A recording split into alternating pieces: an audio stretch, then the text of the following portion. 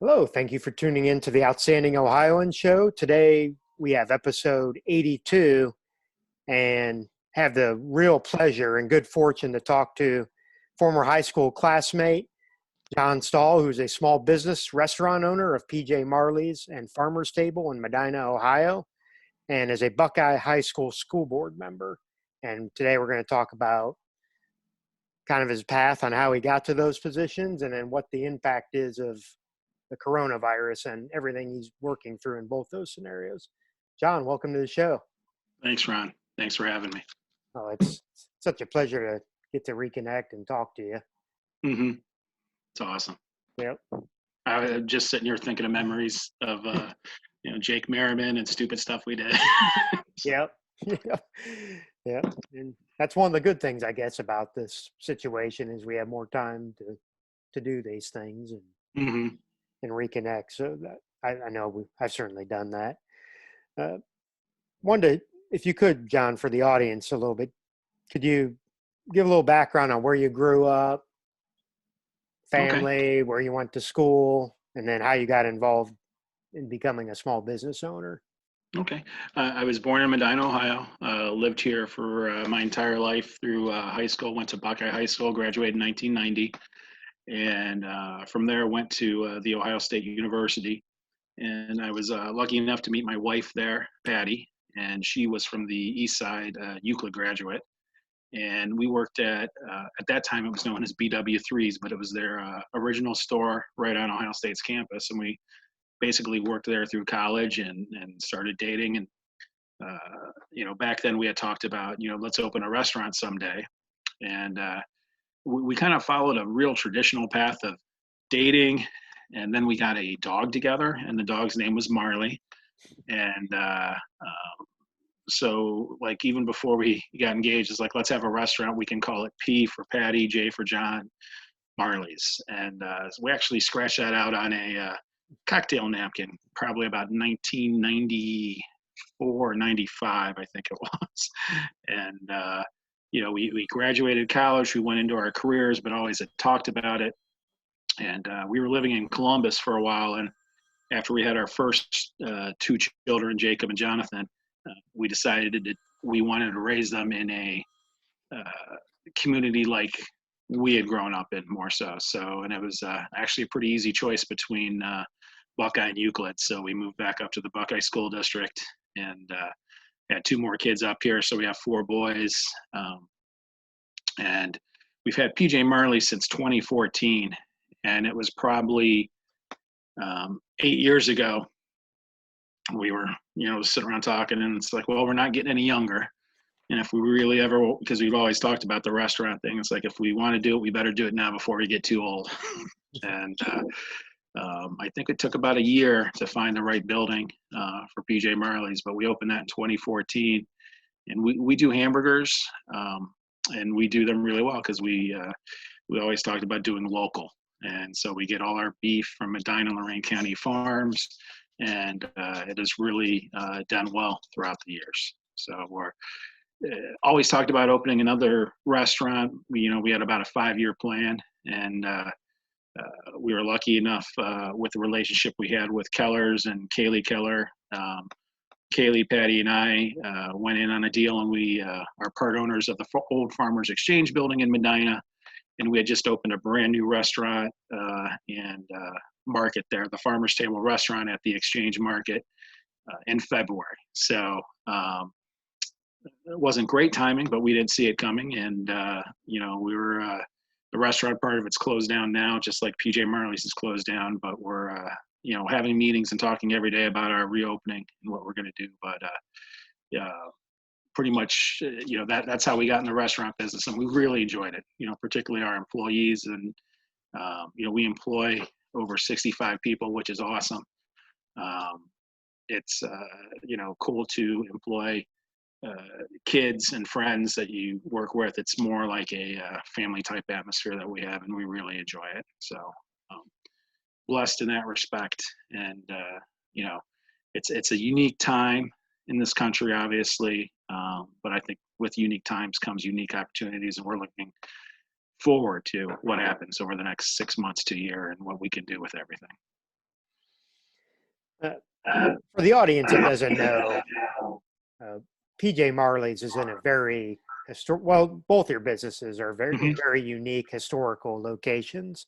Talk about the Medina Square and what was the process like to get there and build that up. Um, well, starting with PJ's, I mean, we kind of focused in on the Medina Square area. We looked at multiple buildings on the square. Um, and before we kind of lucked into PJ Marley's, it was built in 1891, and it was the old Savings Deposit Bank building.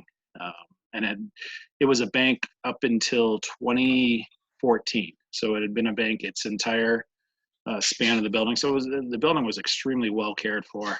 Um, kind of just a funny story. It was sold. The last bank it was Key Bank, and it was sold, and the price it was listed by. And this is kind of good advice for anyone out there looking at stuff. It was way out of our price range, way out of our price range. But our realtor, Mr. Gershbacher, was like, "Hey, come look at it." We did. And the one thing I was looking at on the sheet, it's like this square footage is ridiculous. It seems way too bigger. So went down to Medina Hardware, bought a wheel so we could measure everything, and it's like the square footage is wrong. So it has, if anyone's been in the building, there's a beautiful ceiling that was a drop ceiling, but before they had a drop ceiling, and it was like a cathedral up there, and they used to have a painting of the sky and everything that they covered up, and it doesn't look right now, so we've kept the drop ceiling, but they counted all that as square footage. So they counted it as 2 floors when it was actually 1 floor and a basement.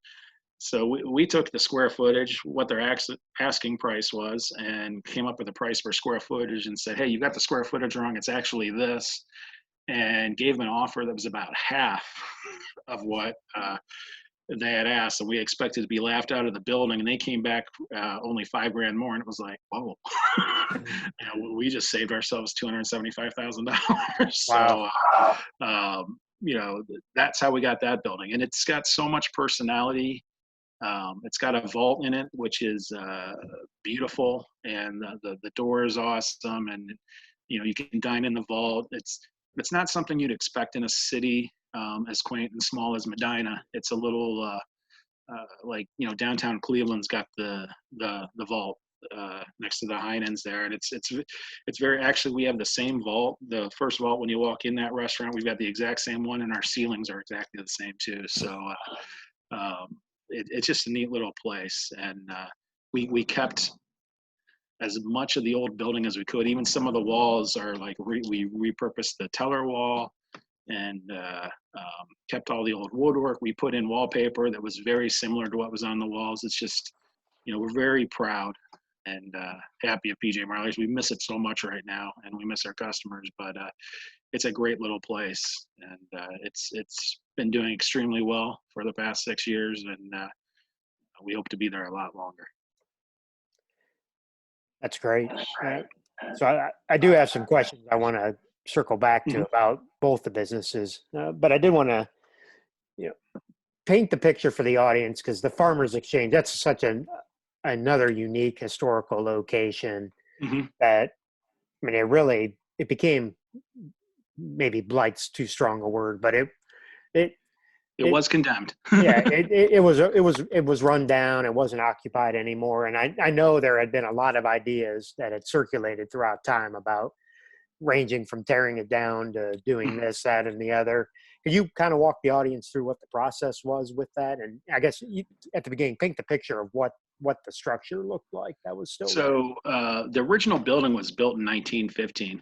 And so a farmers exchange is where it was the hub of the community. So all the farmers would, bring their grains and everything there. They would turn it into feeds. They would send the rail spur would go right up to the building. Some of it would be sent off to be processed, but it was the hub of the community. And in 1915 was this, small wooden structure, and that burned to the ground. It was built in 1904, burned to the ground in 1915, and they rebuilt it, and it burned to the ground again in 1935. And the only thing left standing in 35 was the concrete silos, not like a traditional silo, but the rectangular ones right in the middle of the building where they divided all the grains, soybeans, wheat, whatever. And right across the street was Medina Concrete, and they're like, we're going to build this building again, and we're going to make sure it doesn't burn again. And it was considered Ohio's first fireproof building. So it was all brick and mortar. It is so solid, it's ridiculous. But all the concrete came from about 500 yards away, and they built it the same year it burned down. So, I mean, think about that now. It's a 4-story building that burned to the ground in 1935 and was rebuilt in 1935. You couldn't even do that now because of all the paperwork involved and getting everything going. And the floors are anywhere. It fluctuates as you go. The layout's not the same on every floor. The beams change. The height of the ceiling changes as the floors go up. So it's quite unique. But the floors are about 6 inches of concrete on average. And it's got a garden level and then 3 stories above it. And we love it to death. It's a wonderful building, but it had fallen on some hard times. The building was condemned by the city. And, we, Kaylee, Patty, and I have been looking for something to do for, restaurant number 2. And we came up with this idea of like a mini West Side Market type thing, like a grocerant or something like that. And we went to the city and gave them our idea. And they put us in touch with a construction company, a small developer. And we got 2 other partners in on the building too, and started that way. It was a unique project, lots of ups and downs, and 2 of the partners, working like crazy and great with everything, but we were very excited what to do. We got tax credits. We were the first project to get the state and federal tax credits in Medina County.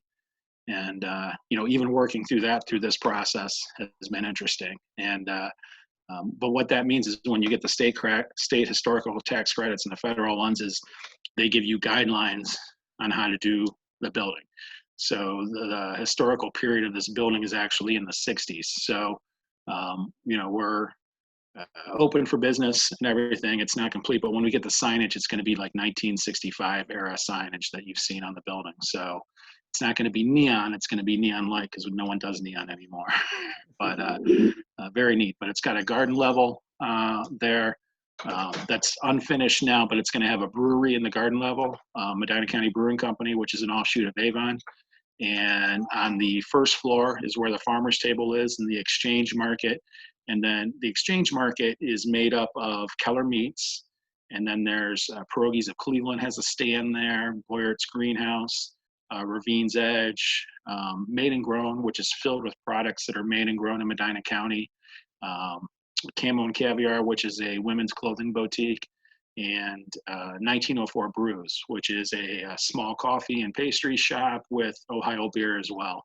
And the big focus on that building, just like PJ Marleys did local beef, but we do kind of local everything. So all the meat on the menu at the restaurant came from Keller Meats, which means Medina, Lorain County. Every beer on tap was an Ohio beer, 20 different Ohio spirits.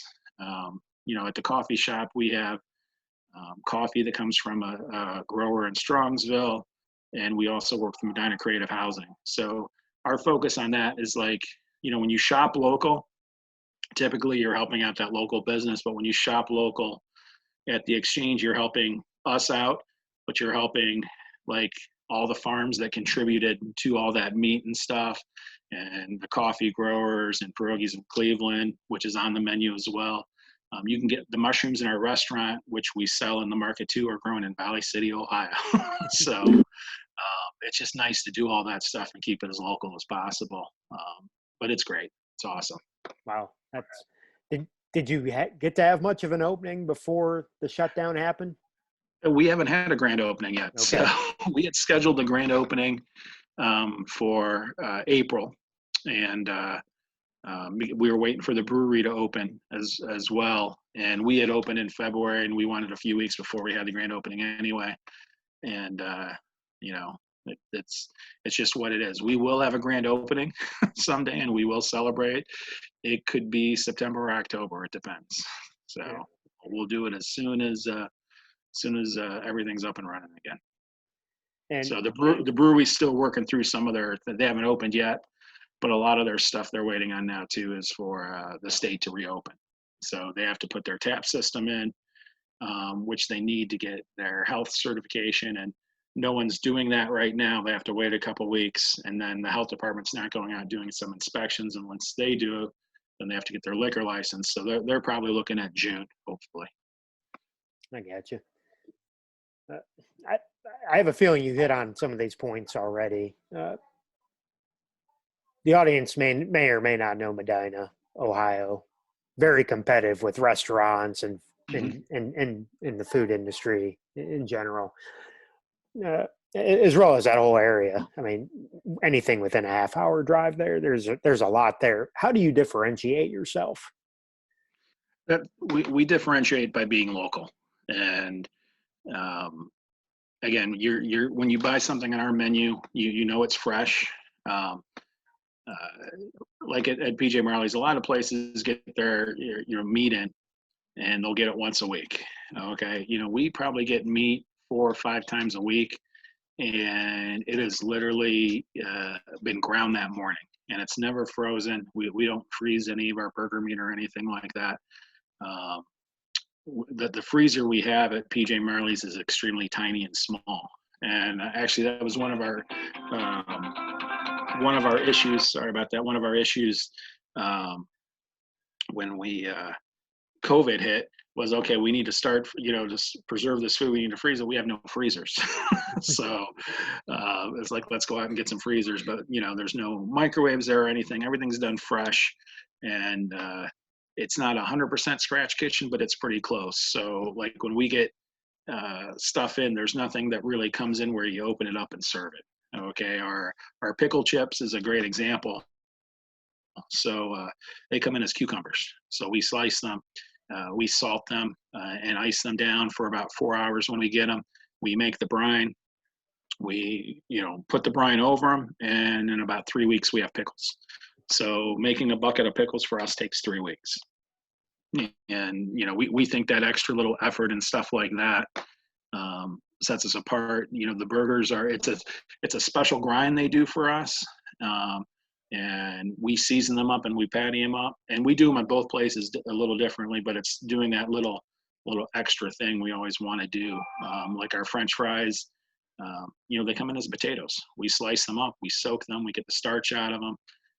We do what we call blanching them, which is partially cooking them, and then we chill them down again, put them in the walk-in, and then when we're ready to serve them, we'll fry them again. So they're always double fried, which gets you that crispy on the outside and that fluffy on the inside. And it's those things that we feel set us apart. But I mean, it also makes the food delicious, and that's what we always want to do. It starts with the food. We try not to do anything too fancy, but it's like the food, has to be good.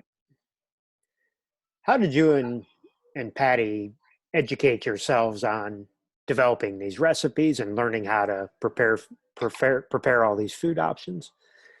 Well, we had worked at Buffalo Wild Wings, BW3s together, and in my career, I traveled a lot early on, and we had always talked about this, and I started collecting menus, and I would talk to people a lot, and go and grab the menu, and some places come right to mind, and some don't. We'd also for about a year straight, I think we watched every episode of Diners, Drive-Ins, and Dives and tested recipe upon recipe out. But like a couple of them, I'll tell you, I went to, I don't know the name of the restaurant, but I was working for Cedar Enterprises, which is a Wendy's franchisee. And I went to San Antonio and went to a Hispanic restaurant right out of San Antonio, and they had these things, they called them bottle caps. And they were just basically deep fried jalapenos, coated in butter or flour and deep fried. And that's on our menu at PJ Marleys. But I went there, and there's this wonderful little old lady was the cook in the kitchen. It's like, well, how do you make those? And she just, just take them, dredge them in flour, throw them in the fryer. 30 seconds, they're done. We do the exact same thing with that one. A lot of the stuff we've tweaked. Making the hamburger seasoning probably took a little while. Just getting it just right. And we've made, we've changed things up on along the way. And whenever we find something that we think's better, but a lot of it is, borrowed from places around the country. I'll tell you, our pickles, which are delicious and we love them, came from a little place in South Carolina. So we just tweaked it a little bit. That was a Diners, Drive-Ins, and Dives special. Gotcha. All right. It's been fun. That's one of the best things is testing out new recipes and experimenting. It's a lot of fun to do stuff like that. Right. So shifting gears a little bit, and then we'll kind of circle back to kind of where we're at right now. What made you decide to run for school board? Temporary insanity, probably. But I've been on the school board since 2010, and for those not familiar with Medina or Buckeye schools, I had at that point my oldest was 8, so I had an 8-year-old, and Buckeye had not passed a levy, I think at that time, in 16 years or something like that. And there was a lot of, I think, mistrust between the community and the school board and the administration and things like that. And, most of it was due to lack of what I thought was lack of communication and lack of transparency. So they had a position open up because someone resigned, and I applied for it, and I was chosen in September 2010. So. And then how long are the terms, and how many times have you been reelected? I've been reelected twice. The terms are 4 years. So I was on there a year, and then I had to run again. So I've got my term will expire not this January, but next January. Okay. It's December. Okay. So you were trying to go in and bridge the communication gap and make things transparent? I had younger kids. A lot of the voices when you start off with kids in school, the first couple times you go in there, you just try to sit there and listen, and everything was being talked about was all these, high school kids and stuff like that. And those are the big issues that came to the forefront. And, and I love sports and everything like that. But, the big issues were all about high school and, our football team's not doing well. They a couple years before they had canceled athletics at Buckeye and had no athletics, and they had pay to play, which was at a ridiculous amount when I came on the school board. It was, I believe, $600 and some odd per sport for your kid to play. And, that's just the beginning too, because there's additional costs when your kid goes and plays sports. And, just asking questions like, well, how much money is that? How's that benefit, X, Y, and Z? And how, is it totally self-funded or things like that? And talking about making good business decisions. My boss at Cedar Enterprises, David Karam, was extremely analytical, and it's like looking at these numbers and seeing if we're actually making great purchasing decisions. I mean, those are some things that I don't think a lot of people look at that's what I tried to bring to the school board. Just some examples, I'll tell you, we had just purchased, right after I got on the board, there was a complaint about, they're making the Booster Club play for football helmets. In addition to an extremely large amount of pay to play, the Booster Club was buying football helmets. And in my mind, it's like, okay, you're paying the money for pay to play. Everything you need for the sport should come from the school, and the football helmets definitely is needed to play football. And, when I had come from my job right before that was at Dick's Sporting Goods. So it's like, okay, I know sports equipment. So, he's like, well, they wanted us to donate like $3,200 for football helmets. And I'm like, wow, that's a lot of helmets. And he's like, well, no, we only got 10 helmets. And I'm like, we paid $320 for 10 helmets. And, stuff like that. So like, I was like, why do we pay so much? Oh, these helmets are great. They're great. Yeah, they're great. And yeah, they do measure the impact of the hit in the head if you buy the additional $50,000 piece of equipment to hook up to the helmet, which we didn't have anyway.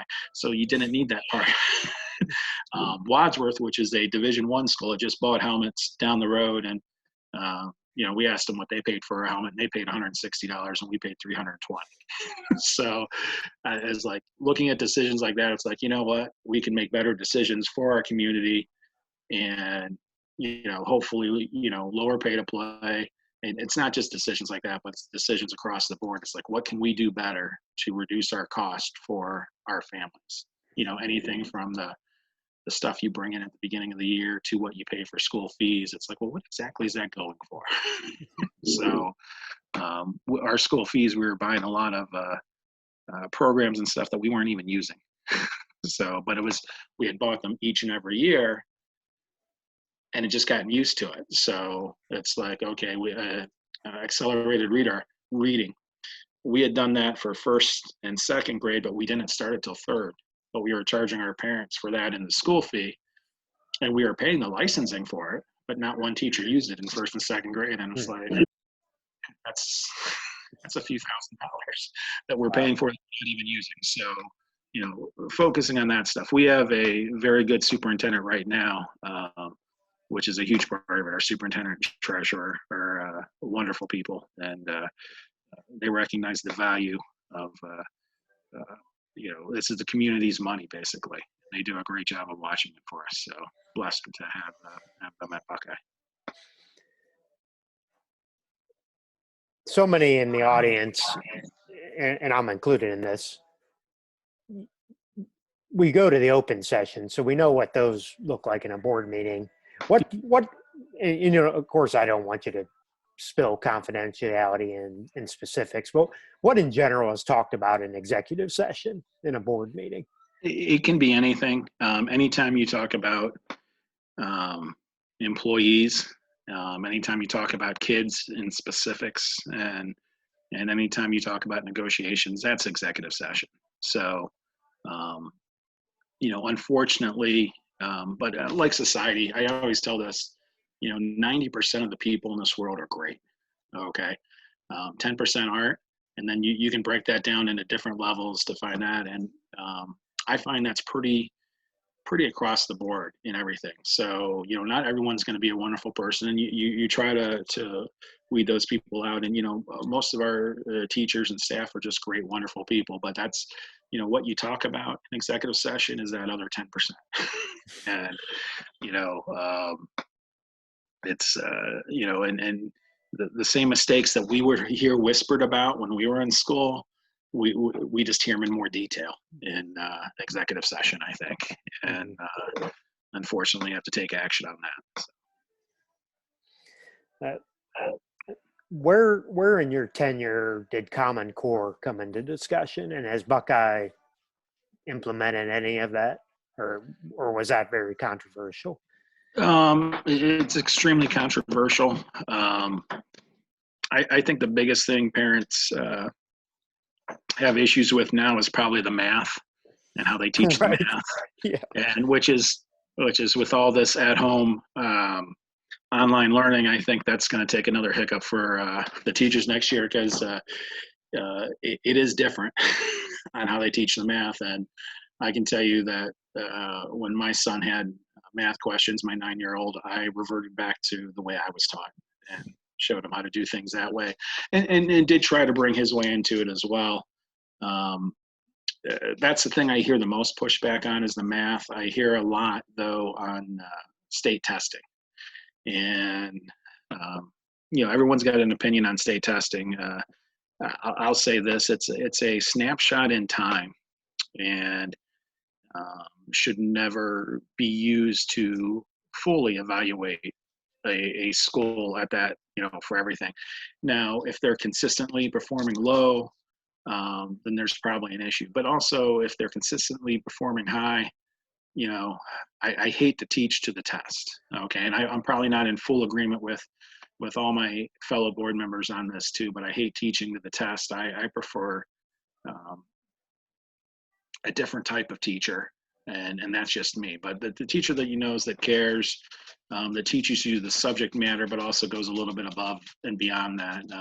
Those are always my best teachers at Buckeye. You know, anywhere from Mrs. Crean to Mr. Major, Al Barge. You know, those were teachers that went above and beyond, that taught you a little bit about what to do in life and everything else too. And I think of those teachers I mentioned, Mrs. Crean especially would probably struggle with state testing. And, you know, she was a wonderful teacher, and one of the best we had there. And it's a lot of the state tests, you know, they're different, and we focus so much time and energy on that stuff, and then some of the subjects that aren't tested, I think, get pushed to the back burner a little bit in that regard as well. So, I mean, history's never been a subject that's been involved in the state test that much. And, you know, I think it was one of my favorite subjects, and it's my kids too, but unfortunately, it doesn't get as much focus as the other ones. So. Do you feel it's beneficial or detrimental, the amount of state and federal involvement as you're trying to locally run the school district? It's not a perfect system, and like, you know, but it's not a system I would like to try to run either. Because when they look at it, I mean, in all honesty, when the people in Columbus look at how to fix Ohio's schools, they're not looking at Buckeye and Medina. They're looking at Columbus City schools. They're looking at Cleveland City schools, Cincinnati, Toledo, and all the big cities, which unfortunately, it's not a snapshot of what we have at Buckeye or even next door in Medina. You know, we're a local school. We're not a city school. It's a big difference. And they try to fix the most problems and affect the most kids, and they're not really doing what benefits our kids. So I would like more local control of the dollars spent. But again, there needs to be some oversight, okay? Because I've seen it too easily where dollars are misspent because they act like it's not their money, or it's free money, and it's not always free money. The schools are pretty much closed down. We're bringing a new class in, and this is why I love our superintendent. And he's like, yeah, we needed to build a new, so basically a wall. He goes, we're taking a classroom, we're dividing it, so I need a wall and I need a doorway. And maintenance is like, well, I'll call someone up to do it. He's like, it's just a wall and a doorway. Because your maintenance, let's keep it internal. Let's do it internal. We don't need to call anyone for that. And that's the way to do stuff like that. What can you do on your own to save money? And, you know, if you got your own business and you got to call someone in all the time, you realize that, okay, just for them to come out, okay, for a plumber, I don't know, around $150, you know, an electrician about the same, you know. And it's like, if you can fix some of that stuff yourself, you know, because these are huge buildings and huge investments in the community, and, you know, plumbing especially. I mean, I'm guessing everyone out here listening has walked into a school and walked in a school bathroom and seen a leaky faucet because it just happens. And when I worked for the Wendy's franchisee, they had this document, which was awesome. So basically, if you saw a leaky faucet, you had to count the drips in 10 seconds. And then they had a formula, and they told you how much water you were wasting on a monthly and then yearly basis by how many times it was dripping. And it was a nice little piece that someone put together. And every time I walk in and see a leaky faucet, I'm like, come on, guys, it's just a flusher. Fix it. So. Yeah. So another question about the school district. How often do you take your kids down memory lane? And here's where I'm going with it. I'm in awe of the athletic facilities today that are at Buckeye. When we go up there and visit my folks and my wife's folks, I tell the boys, yep, this wasn't there, this wasn't there, this wasn't Mhm. there. Do your sons have a sense of how lucky they are for the facilities that they have? I think my oldest definitely does. Yeah, they're a little bit spoiled with the facilities, and even it's tough for me to be in this community and hear people complain about our facilities, and that they're not. We just joined a new conference, the Great Lakes Conference, which we won in football this year. So awesome that we won it in wrestling too. But I think we're the only school. I think there's two schools in the conference that don't have turf, and that was one of the things. Oh, we definitely need to get turf, and a bunch of booster people this summer, Diane Maitland and everything. We cleaned up our bathroom and our concession stand, made it look good. But I tell them, I'm like the track, which they've got a brand new track. I call it brand new. It's over 12 years old. They're resurfacing it this week. And I'm like, I still call that track brand new. And I'm like, we had a track meet my freshman year in high school. And that was the last track meet they had for years because we still ran on cinders. Right. And no one wanted to run on cinders after our freshman year. I'm like, I did not have a home track meet all through high school. and I'm like, that's just the way it was. And I didn't think it was bad. I actually think it prepared because we'd run on that cinder track. And then we'd get on these all-weather tracks and be like, wow, this is easy. And that's, they've kind of run on all-weather tracks. But the facilities have come a long way. And there's still more to come. We are working on a facility plan. And there's some dreaming going on. And, probably within 5 to 8 years, you'll see some huge changes at Buckeye too. Some of the things do need upgraded. The wrestling room is the same one they've had for years, and I think that does need upgraded. But they got a new baseball field last year. I was disappointed to see it move to the back because I love to have it up front, but it's next to the softball field back there. And the track is phenomenal compared to what we ran on and everything, which again, I still call it the new track, and it's getting resurfaced this week. So, but it'll be hopefully my senior who's missing his senior year of track. In a few weeks he'll go and he'll jog around that track at least once or twice. So just to try it out. Right. So circling back to today, I think you said PJ Marley's is closed. You're not doing takeout? No, we're not. We did takeout for a little while there. It was very, very, very tough for us to do, and it's not what we did, and we really didn't have time to adapt, which is what we've been doing now. So when we reopen, we'll be doing some carry out, obviously, and stuff like that. We were losing money every day, and Medina has been very supportive. A lot of restaurants have shut down, a lot have stayed open, and people continue to go out and support those restaurants, and they've, they're doing a good job. And I know it's tough for a lot of them out there to try to keep their names viable and everything like that. But we were just losing money each and every day. And in the early couple weeks, we weren't sure exactly how long this would go on. We were probably more optimistic then than it was like, okay, this is going to be a month, maybe 2 at the utmost, and we'll see what we can do here. Now reality is a lot different, and we do plan on reopening fairly soon on both of them. And we've tweaked menus, we've changed. It's basically like going in and opening 2 new businesses again. And you change your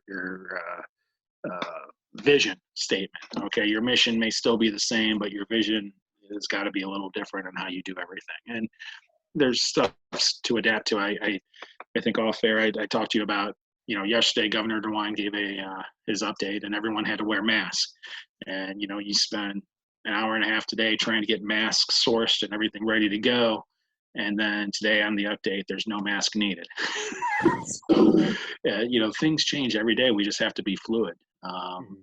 but like, oh, this is exciting because I went to the store today and I found some of this, which is antibacterial. So, Right.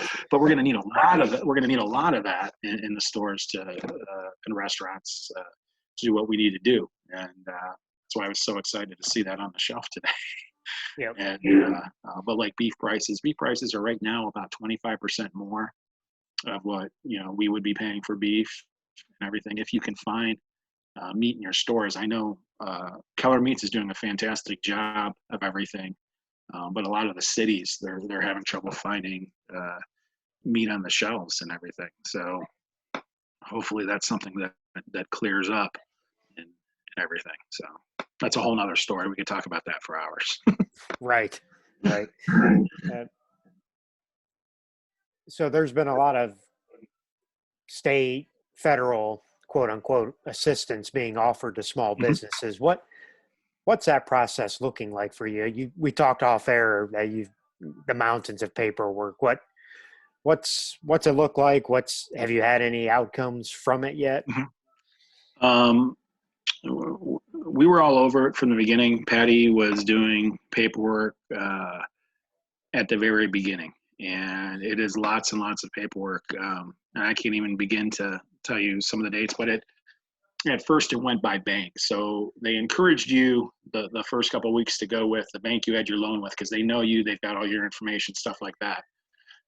So at PJ Marleys, which is the one we started with, is Chase. So I think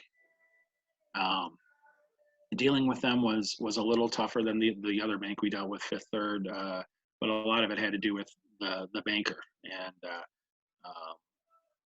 on basically their knowledge of what was going on, because it was changing every day. So if they weren't doing their homework at night, they didn't know what was going on the next day.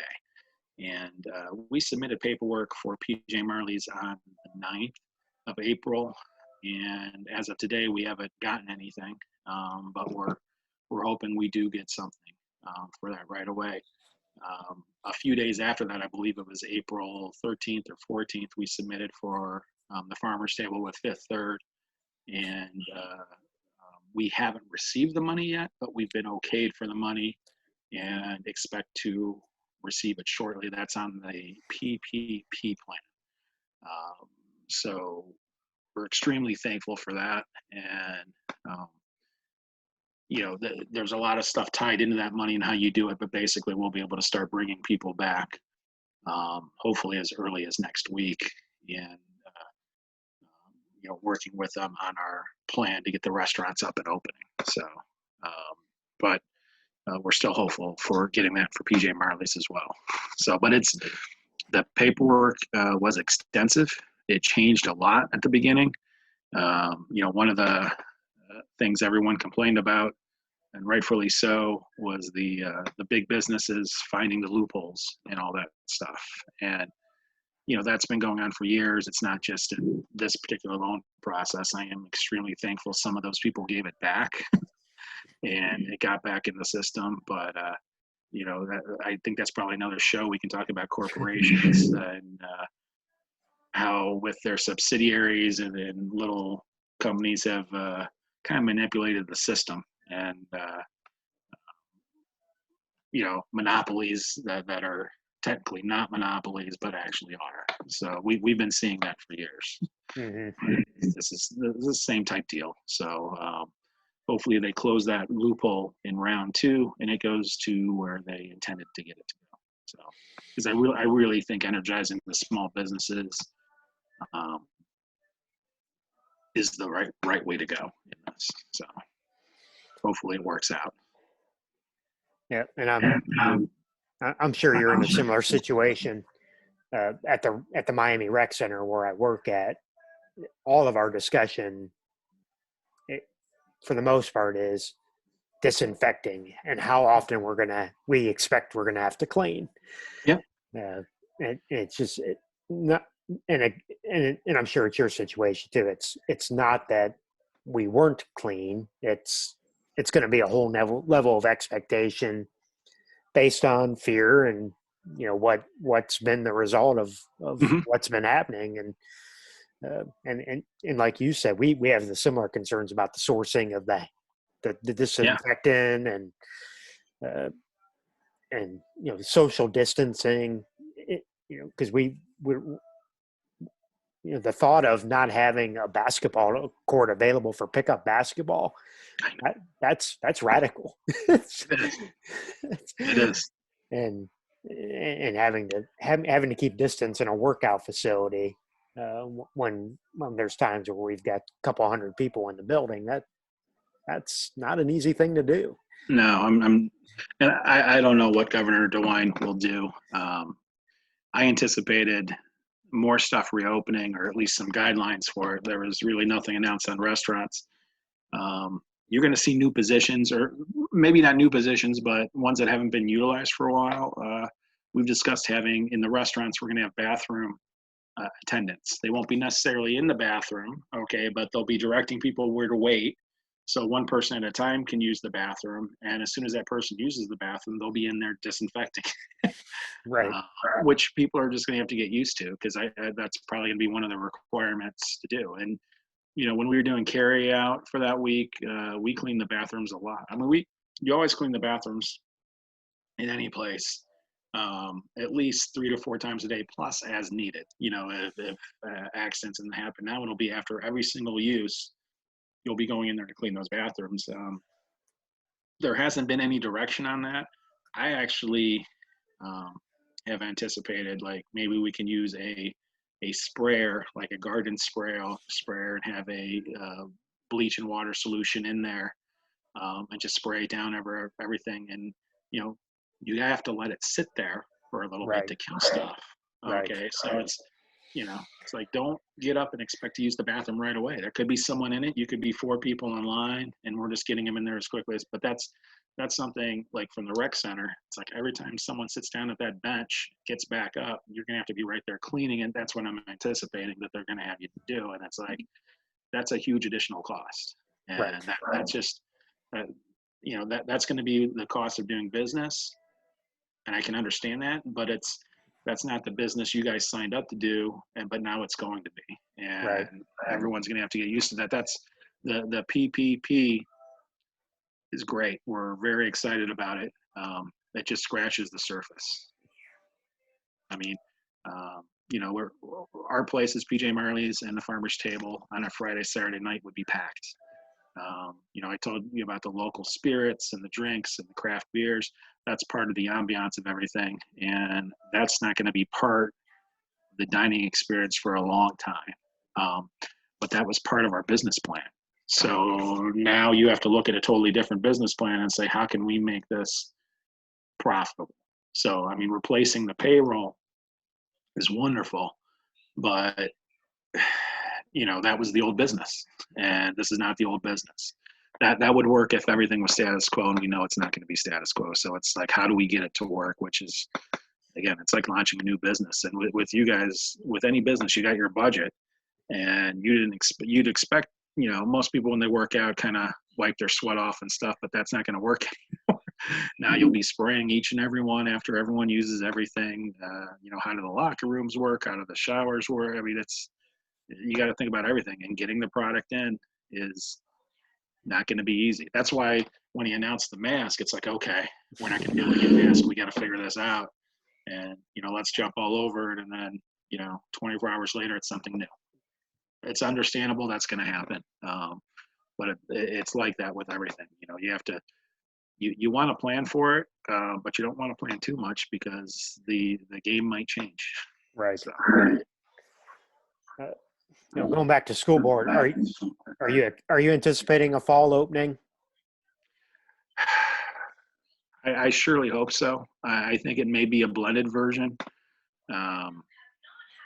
My kids want to go to school. Well, 3 out of 4 want to go to school, and one of them will be starting college in the fall, and his college experience is going to be so much different than mine. I mean, I remember driving down to Ohio State my freshman year, and the music, the people, the cookouts. I was, small town Buckeye kid. I was amazed. My son's first college experience is probably going to be this. Right. And it's like, how do you meet people? How do you interact and stuff? with this for the first time, like when you meet someone for the first time and it's just talking back and forth. It'll be interesting. It'll be different. And, time will tell. Because I've always said kids nowadays need to work on their social skills. And I've always said, well, that's what college is for, but well, we'll see. Maybe it's not anymore. Right. Yeah. We're looking at the same thing too. And I mean, there's a lot in there. I mean, Miami's enrollment is down for the incoming class, and a lot of our business is done in the summer because we host big swim meets and those kind of things. And Yeah. The longer we stay closed, the more detrimental the impact's going to be. And that's, my son's down to his final few choices for college, and he's going to play football. And it's, talking to the coaches right now, they're in the planning process, but not, you can tell it in their voices. They don't, it's like, well, do you have plans on, oh, no, we're going to get together and practice. And if not, we'll figure something out. But they don't, it's, he's a defensive kid. So the defensive will be easier to teach. But I'm like, if you're on offense, you got to learn a lot of stuff. And I'm like, a lot of it's repetition over and over. And, kids are going to struggle with that. And, they'll be spending so much time on the computer because they'll, usually, it's at school or anything. Well, when I went to college, which was so long ago, we didn't have computers individually. We had computer labs, but now they'll be carrying everything with them. And, sports or intramurals when I went was a time to relax and have fun. And that's not going to be there. It'll be computer. And it's different. It really is. So I think a lot of them will struggle. But again, they'll overcome eventually and they'll figure it out, hopefully, if they're resilient enough. So we'll see. Right. So, John, if people want to get in touch with you or learn more about PJ Marleys and the Farmer's Table, what are some resources they can look up?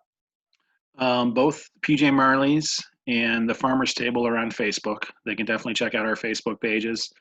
PJ Marleys has a website, pjmarleys.com, and we're actually in the process of having a Farmer's Table website too. But we'll have that probably within the next week or so.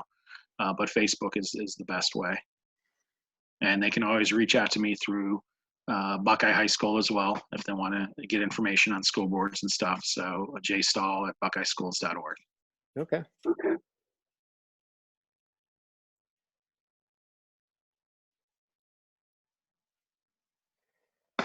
All right. Well, if you could hold the line for 1 minute, I'm going to sign off here, and then we'll wrap it up. Awesome. Thank you for tuning in to the Outstanding Ohioan Show. Today, John Stahl was our guest on episode 82, small business restaurant owner in Medina, Ohio, and Buckeye High School school board member. Thank you for listening. Please leave a rating on your various platforms that you're listening to the podcast.